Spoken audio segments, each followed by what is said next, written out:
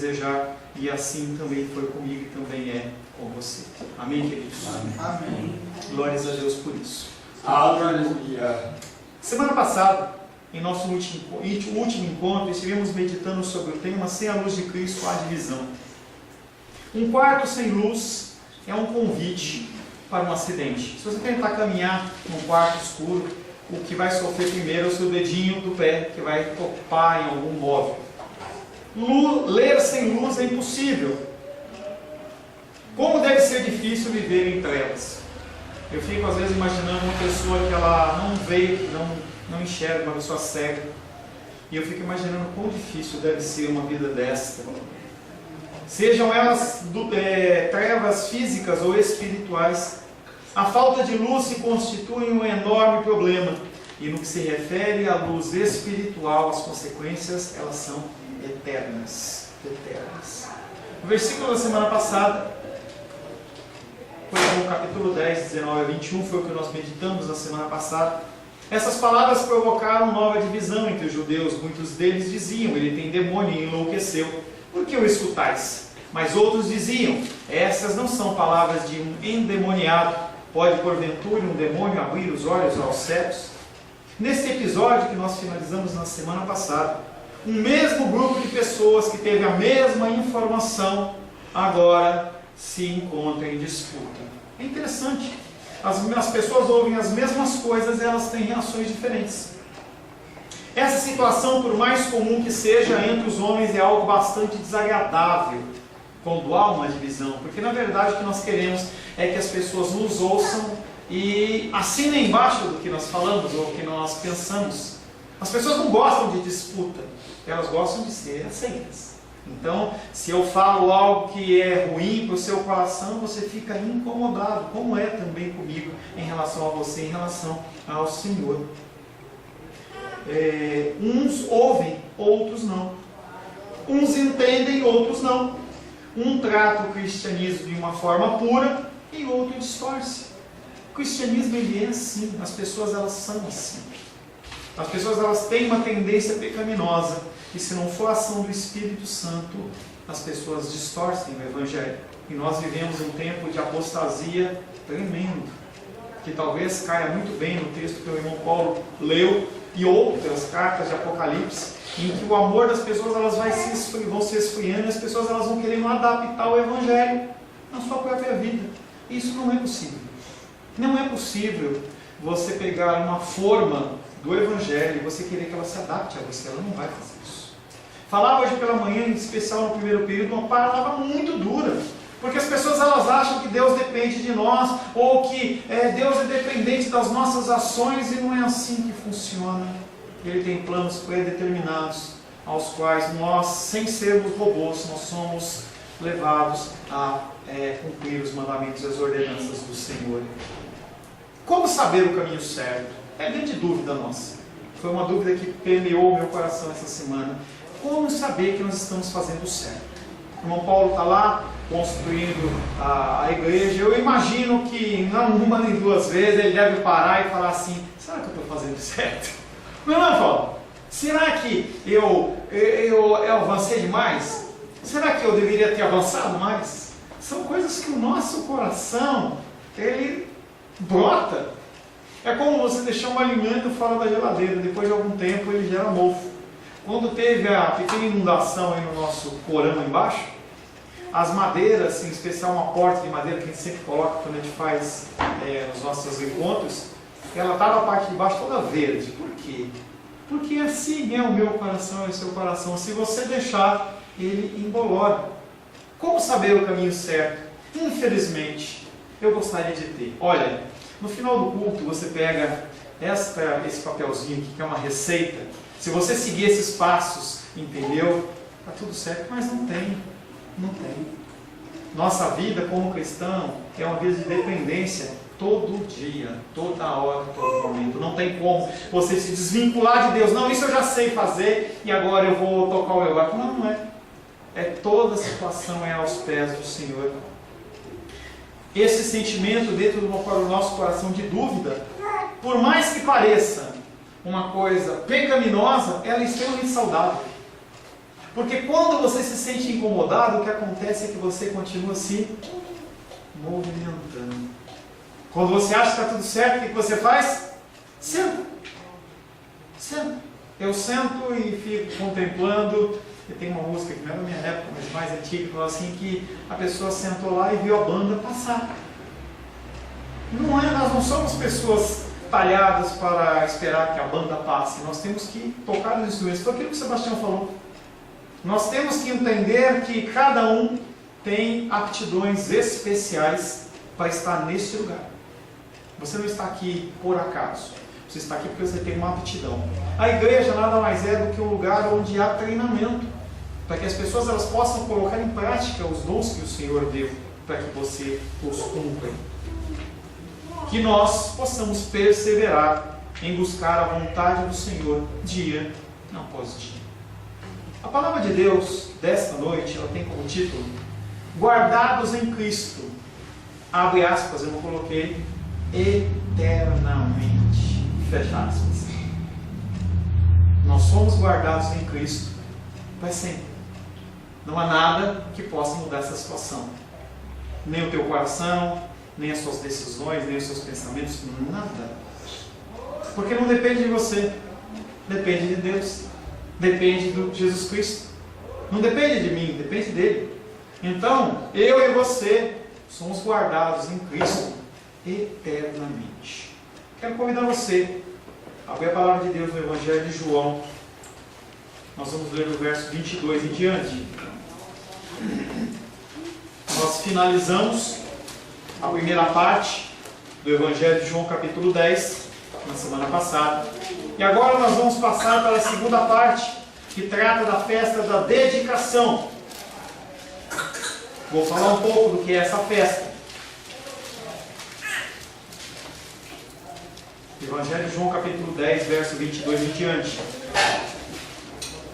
Assim diz a palavra de Deus.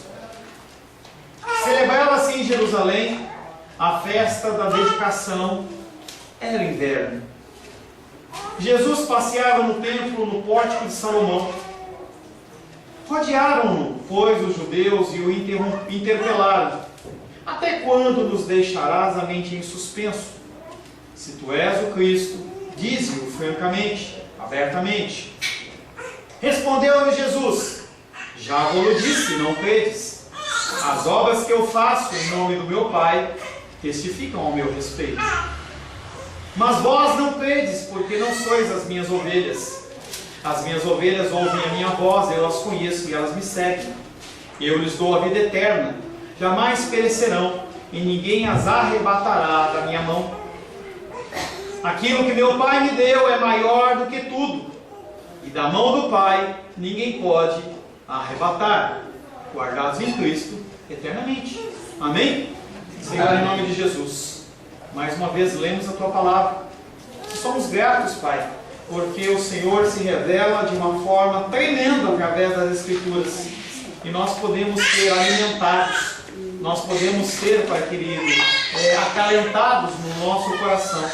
E nós pedimos mais uma vez nesta noite que o Senhor nos abençoe. Que o Senhor nos abençoe com um recado santo aos nossos corações.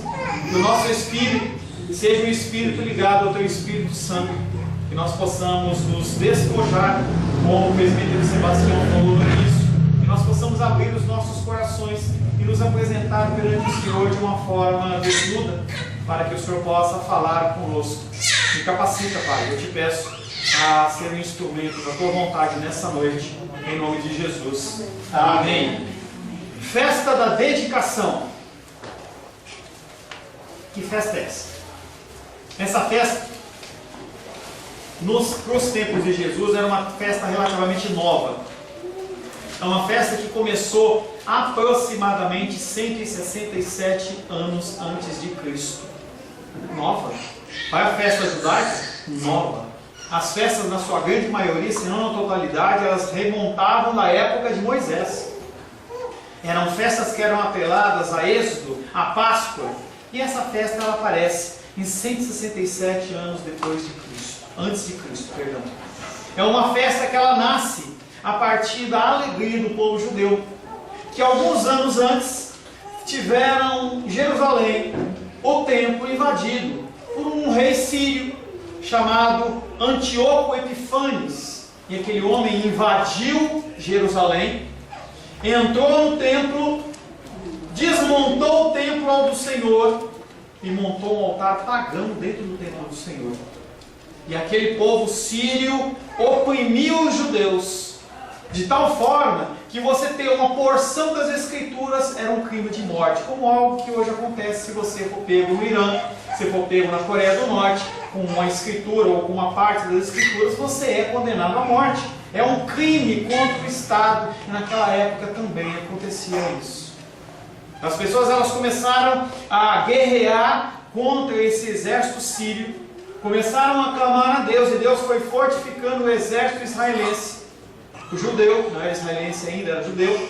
E aí aquele povo foi ficando forte, forte, forte, até que culmina numa revolução chamada Revolução dos Macabeus, que é algo que, se você entrar numa Bíblia católica, você vai encontrar. Aquele livro não é maldito, é um livro histórico, que não é inspirado por Deus, mas conta a história daquele povo judeu que lutou pela sua libertação.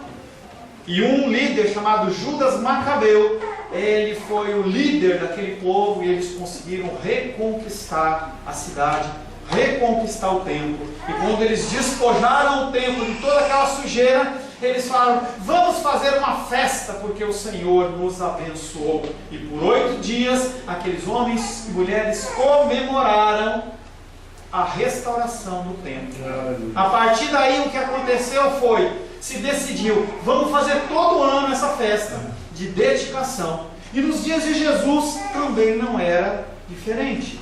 Celebrava-se em Jerusalém a festa da dedicação. E era inverno. Verso 23, Jesus andava pelo templo sob o pórtico de Salomão. Era inverno.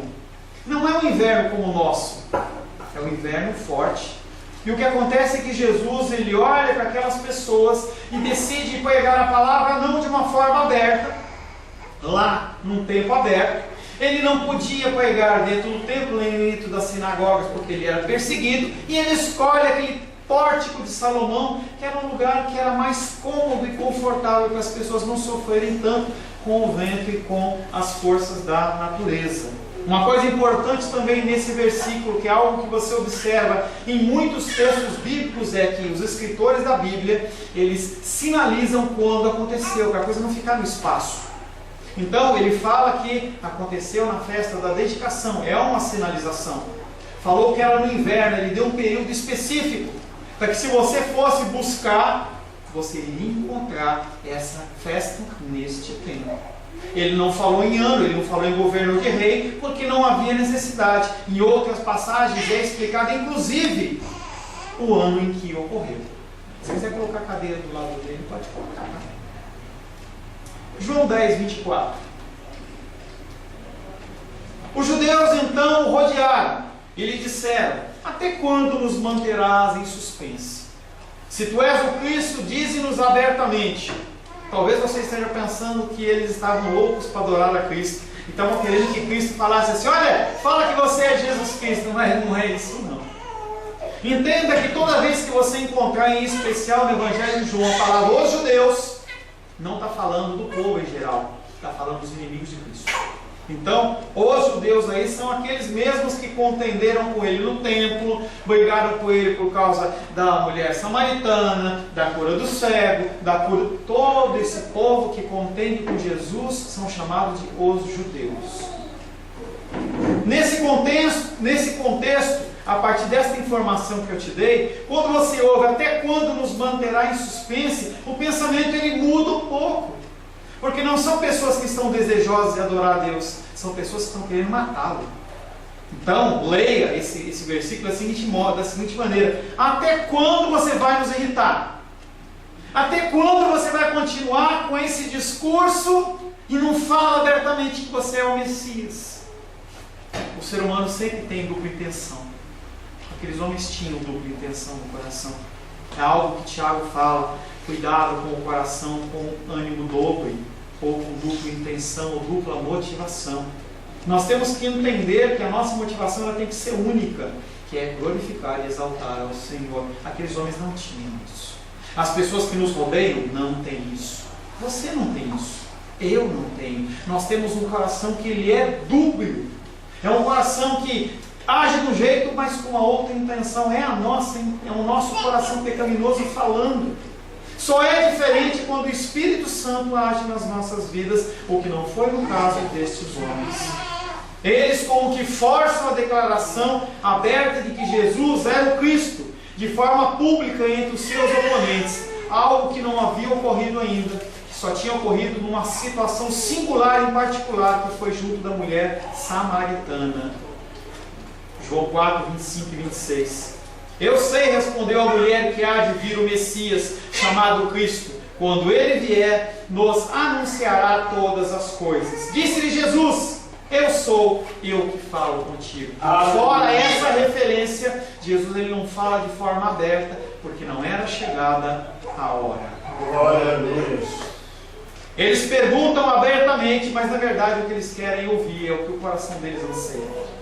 Quantas vezes você vai a Deus, pede que Deus o oriente, e quando Deus fala ao seu coração, simplesmente você fecha ele, porque Deus falou algo que você não quer ouvir. Entendeu? Isso é natural. Nós vamos com o nosso coração piedoso na presença do Senhor, levantamos as mãos aos céus em reverência, e quando Deus fala, você olha e fala: está amarrado, não quero ouvir isso. Essa é a ação do ser humano. Ele só quer ouvir o que lhe é agradável. Imagina o irmão Paulo numa situação como essa de hoje.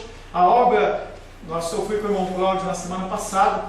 Tá? Se você tiver desejo de ir lá para conhecer, o irmão Paulo ele vai te receber com muita alegria, ele e Diana, como sempre fazem.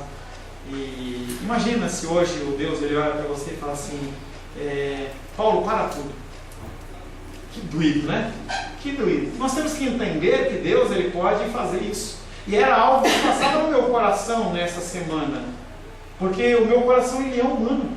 O teu coração ele é humano. Entenda que você não tem que ter um coração firme, 100%. Se meu coração oscilar, eu vou para o inferno. Catei hoje pela manhã isso. Há pessoas que têm a certeza da salvação de uma forma inabalável e vão ser salvas. Mas também há pessoas que vão vacilar a vida inteira e também vão ser salvas, porque a fé do tamanho de um grão de mostarda, ela é suficiente. Aleluia. Não há medição entre o grão de mostarda e o grão de abacate. Não há isso, gente. Isso aí é coisa minha e sua. Então, a Esther é mais espiritual que eu. Olha, o irmão Cláudio, ele ora mais. Não, isso é coisa humana. Deus não tem isso. Para ele, se você tiver uma fé pequena ou uma fé grande, é suficiente. Porque a palavra de Deus não coloca em empecilho, ele fala: se você crer e você for batizado, será salvo. Se você crer na medida tão, não tem isso. O ser humano, ele quer ouvir apenas o que ele deseja. Mas Deus, ele fala para nós o que é necessário. João 10, 25. Jesus lhes respondeu: já vos disse, não credes. As obras que faço em nome do meu Pai dão testemunho de mim. Pastor, agora você me confundiu. Porque se você falou que Jesus não tinha falado abertamente, como é que Jesus está falando agora? Eu já vos disse. Todo mundo teve filho, todo mundo foi criança. Tá barato. Provavelmente porque ela quis algo, entendeu? E Felipe e Helena não quiseram entregar. E como ela é pecadora como eu e você, a manifestação dela é essa. Tá? Você provavelmente deveria querer dar um choro desse, quando eu falo algumas coisas. Mas como você é adulto, você se retém, ela não. Amém? Jesus lhes respondeu: já vos disse, não credes. As obras que faço em nome do meu Pai me dão testemunho de mim. Quando Jesus disse, eu já lhes disse, ele não está se referindo a uma declaração explícita. Se ele tivesse falado aquilo abertamente, eles o teriam entendido mal. Porque as noções dele de Messias não têm nada a ver com sofrimento. A noção dele de Messias é uma noção de um rei poderoso, no estilo de Salomão, no estilo de Davi, que pega a espada e tchá, tchá, tchá. Jesus Cristo não é assim. Se ele tivesse tentado falar aberta e publicamente sobre a necessidade de sofrimento, ele teria sido desprezado. Hoje na escola dominical, a irmã Maria dos Reis, ela falou uma coisa interessante. Ela falou assim: eu fico ouvindo o que você fala, pastor Paulo, e eu fico imaginando eu chegando para alguém que não conhece o Evangelho, eu falando essas coisas, e a pessoa vai olhar para mim e falar assim: você está louca? Porque é isso que o ser humano pensa. Vai irritar a menina de novo, hein? Vai irritar ela de novo. As pessoas, elas consideram o sofrimento coisa de tolo. Será que é só a gente que pensa assim? Será que as pessoas que andavam perto de Cristo não pensavam de maneira semelhante? Quando Jesus Cristo, ele se revela falando do sofrimento que ele havia de passar, apóstolo Pedro tem essa reação, Mateus 16, 22. E Pedro, chamando-o à parte, imagina a cena.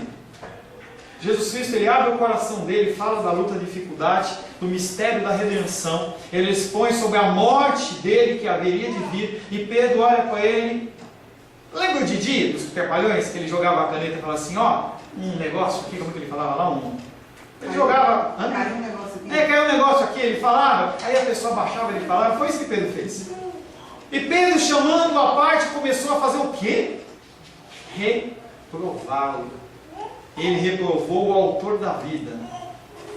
Ele reprovou aquele pelo qual todas as coisas foram criadas, inclusive ele.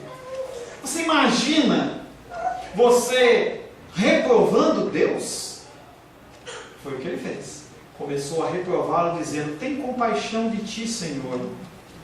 Isso de modo algum te acontecerá. Jesus Cristo fala: vai acontecer. E Pedro fala: não vai te acontecer.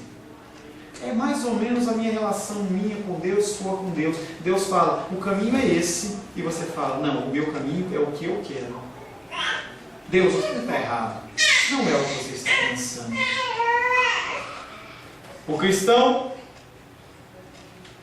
diz, o Jesus diz para o cristão que nós temos que amá-lo sobre todas as coisas. Aleluia. E aí ele fala que nós temos que amar o nosso próximo como a nós mesmos. E as pessoas olham para as pessoas que não conhecem Jesus e falam o quê? Jesus te ama. E não explica o que é esse amor. Porque Jesus Cristo ama a pessoa. Esse amor é um amor de sacrifício. E a pessoa, ela acha que o amor que nós estamos falando para ela é um amor como o nosso humano. Eu vou comprar um celular novo para você, eu vou comprar um carro para você, eu vou dar um presente, vou dar um tapinha nas costas. Não é esse amor com o qual Jesus nos ama. Não é esse amor que é requisitado por mim e por você em relação ao próximo. E as pessoas entram nas igrejas, ouvem as mensagens e falam: isso aí não está acontecendo na verdade. O que foi falado para mim é uma mentira. Porém, todo o seu ministério, palavras e obras apontavam para esse sentido: sofrimento e entrega. Ministério cristão tem a ver com sofrimento e entrega. Algo que, quando apresentado às pessoas de hoje, também parece loucura. Além das palavras de Jesus Cristo, ele realiza muitas obras em nome do Pai. E ele tem uma dupla atestação, tanto através das palavras como através do procedimento. Algo que não faz diferença nenhuma para aqueles homens, porque o coração deles está endurecido.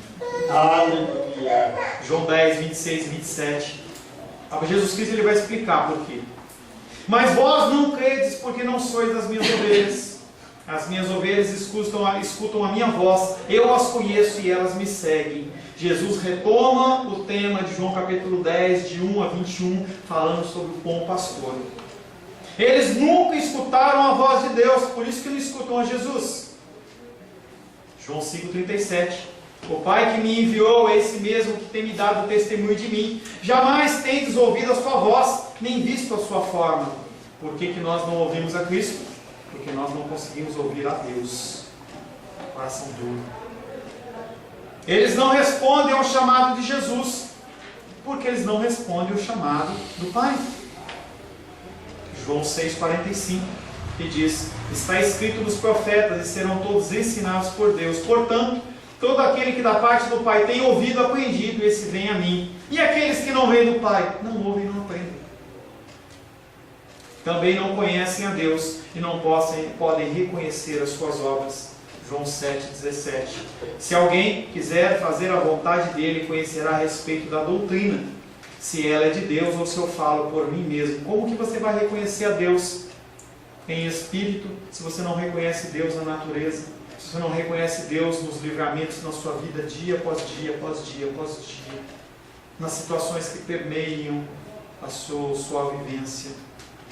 O que eles na verdade são, aqueles judeus? Lá de João 10, 22. Quem são esses judeus? Eles são na verdade ladrões e bandidos que exploram o povo. João 10, 8 e 10. Todos quantos vieram antes de mim são ladrões e salteadores, mas as ovelhas não lhes deram ouvido. O ladrão veio somente para roubar, matar e destruir. Eu vim para que tenham vida e a tenham em abundância. Quantas vezes, como esses judeus, nós nos comportamos como bestas selvagens? Besta selvagem. Besta porque é sem nenhum tipo de controle. Por que a gente age dessa maneira? Como os judeus agiram. Situações, elas são claras na minha vida e na sua vida, e mesmo assim você luta contra ela, sabendo que está errado. Os que não negam a Cristo, os que negam a Cristo, inutilmente tentam lançar sobre Deus a culpa de sua selvageria, porque ela faz parte da sua própria natureza. Você vai contra Deus, contra as ordenanças de Deus, e quando a coisa dá errado, em vez de você falar, eu fiz, você põe a culpa em quem? Transferência de culpa. O homem adora fazer isso. A coisa mais fácil que tem para um ser humano é falar, a culpa não é minha, a culpa é sua. A culpa é sua, a culpa é sua, não é minha. Nós temos que agir como servos. Se nós tomarmos uma decisão contrária a Deus, assuma. E como Paulo ou Sebastião falou, se arrependa, Paulo, se arrependa. Vá à cruz e fala, eu agi de maneira errada, Senhor, me perdoa, para que possa ser restabelecida essa união entre você e o Pai. João 10, 28 e 29. E eu lhes dou a vida eterna, e elas jamais perecerão, e ninguém poderá arrancá-las da minha mão. Aquilo que o meu Pai me deu é maior do que tudo, e ninguém tem o poder de arrancar alguma coisa do mão do Pai. A partir do momento em que você disse, sim, Jesus, eu creio, a partir do momento em que você foi selado pelo Espírito Santo de uma forma real, isso não tem volta. Não é algo que você pode abrir mão. Falava hoje pela manhã, moda das mulheres agora, meu corpo, minhas regras. Que lindo, né? Então eu tenho direito a me matar, eu tenho direito a abortar, eu tenho direito a fazer o que eu quiser, porque eu mando no meu corpo. Quem disse isso? E a gente vê o número de depressivos crescendo, por falta de confiança e suficiência em Deus. O mal do século. O tempo em que Deus falou que o coração de muitos se esfriaria, estão realmente se esfriando, e cada vez mais as pessoas elas vão ficar dependentes de remédios como Ritalina, Rivotril e outros. Se Deus assim permitir, amanhã eu vou falar para um grupo de jovens lá no prédio da Cláudia, em que eu levantei um dado em que se consumia algo em torno de 100 caixas por ano de um remédio como Rivotril. Hoje se fala em 20 milhões. Por que isso? Em um espaço de 5 anos, 7 anos. Por que isso? Por que as pessoas elas estão tão desesperadas? Falta de comunhão com Deus.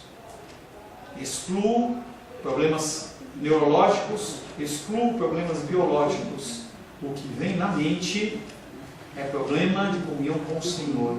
Eu não estou sendo simplista. Minha dificuldade, a sua dificuldade, ela está apoiada sobre uma coisa chamada desconfiança do porvir. O que vai acontecer comigo se tal coisa acontecer?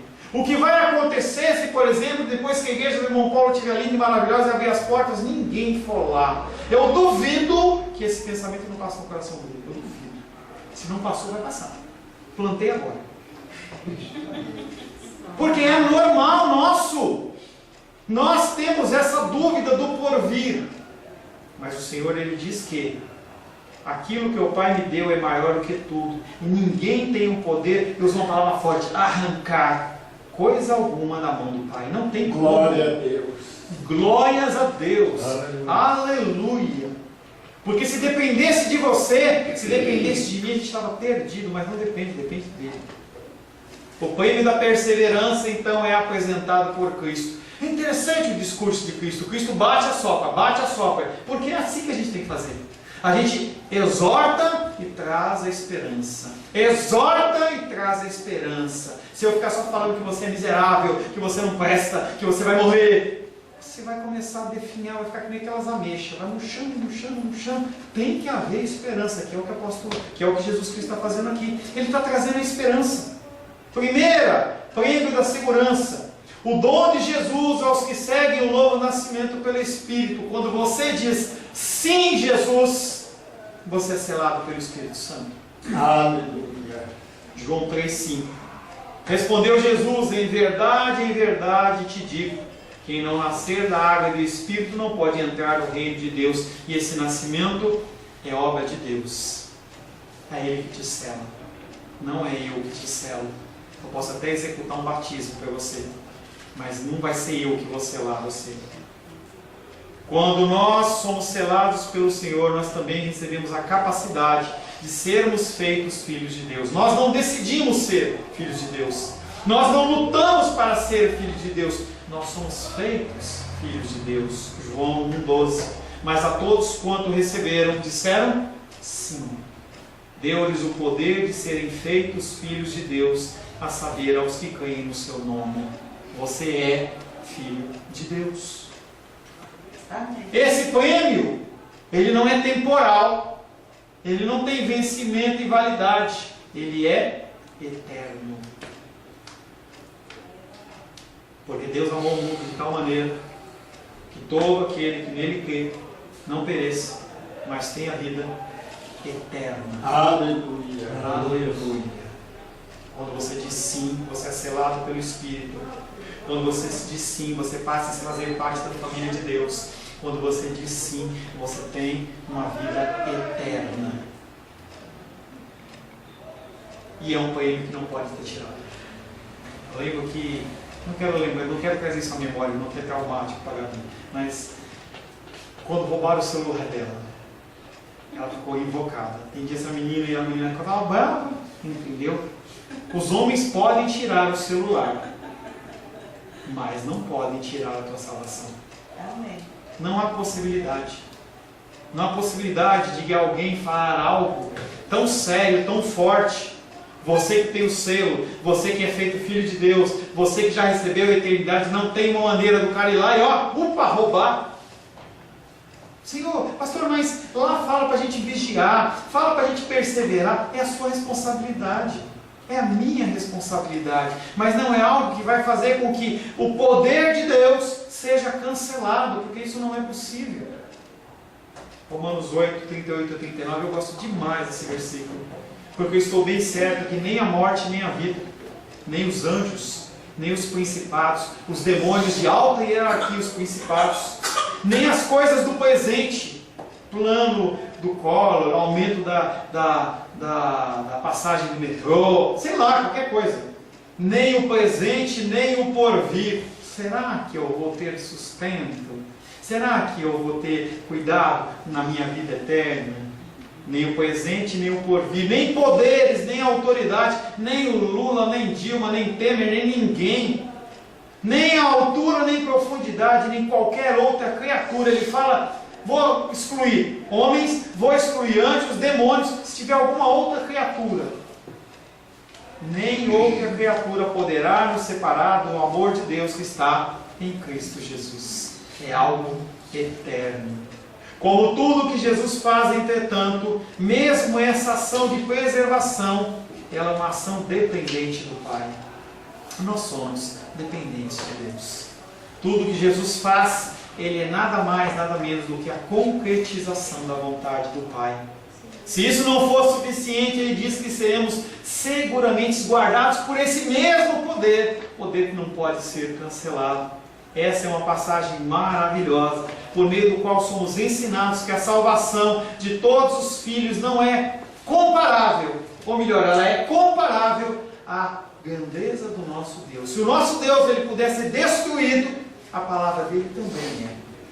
Se o nosso Deus ele puder ser medido, se o nosso Deus ele puder ser contido, também a sua salvação, a minha salvação, ela pode ser arrebatada. Como isso não é possível, nós somos salvos eternamente. É verdade que vivemos cercados por adversários poderosos. Cada um tem um adversário. Cada um tem. Eu não tenho como medir o seu adversário em relação ao meu. Não tem como. Mas eles existem. E a todo instante nós somos levados à morte. Mas aquele que guarda tudo em que depositamos nas suas mãos, ele é maior e poderoso do que qualquer coisa. Dentro desse raciocínio, não tem nenhum inimigo que possa se levantar na sua vida, que possa ser maior do que Deus. Não há possibilidade. Nem enfermidade, nem remédio trocado, nem diagnóstico de médico, nem homem dizendo vai acabar, vai morrer, não vai continuar. Deus fala, a última palavra é minha. Parece aqueles discussões de tribunal. O juiz, o advogado de defesa briga, o promotor ataca, testemunhas gritam. No final, o juiz ele fala, a decisão é essa. Mas eu não concordo. Está aqui, ó. No caso do Supremo Tribunal Federal tem recursos. Com Deus, não tem recursos. Ele determinou e é assim que é. Para finalizar, 2 Timóteo capítulo 1, verso 12. E por isso o que? Vou falar hoje pela manhã. E por isso, o apóstolo Paulo está escrevendo para Timóteo, ele está passando por sofrimento, por causa dos sofrimentos, da perda, da perseguição. E por isso estou sofrendo estas coisas. Todavia, não me envergonho, porque eu sei em quem tenho crido. Estou certo de que Ele é poderoso para guardar o meu depósito até aquele dia. Talvez se você depositar um dinheiro na poupança, pode ser que apareça uma ministra aí, pega. Mas esse depósito que é colocado nas mãos do Senhor vai estar lá e vai ser guardado até aquele dia. Em resumo, a nossa salvação ela é infalível, porque ela está nas mãos de Deus. Pois a nossa fé é fraca e nós somos inclinados a vacilar. Deus, porém, que nos tomou sob sua proteção, é suficiente e poderoso para dissipar com apenas um sopro qualquer inimigo que esteja te incomodando. No tempo dele, sim, mas isso é uma verdade. E aí eu quero convidar você a fechar os seus olhos. Eu quero pedir que Deus ele possa colocar no teu coração certeza, segurança. Senhor Jesus, domingo após domingo ouvimos a tua palavra. Domingo após domingo, Pai, somos confrontados por ela. E domingo após domingo nos apresentamos a ti como incrédulos. Nosso coração duvida do teu poder e da tua ação. O nosso coração ele contempla os teus milagres e as tuas maravilhas, e mesmo assim nós duvidamos. É meio que até ridículo, Pai, as nossas decisões perante a entrega do seu Filho amado, ao qual nós declaramos crer. Como que nós podemos declarar que nós cremos que o Senhor entregou o seu bem mais precioso, o seu Filho querido e amado Jesus Cristo, e nós achamos que não vai ter dinheiro para pagar uma conta da Caesb? Será que a nossa fé é medida em reais? Medida em centenas de reais, milhares de reais?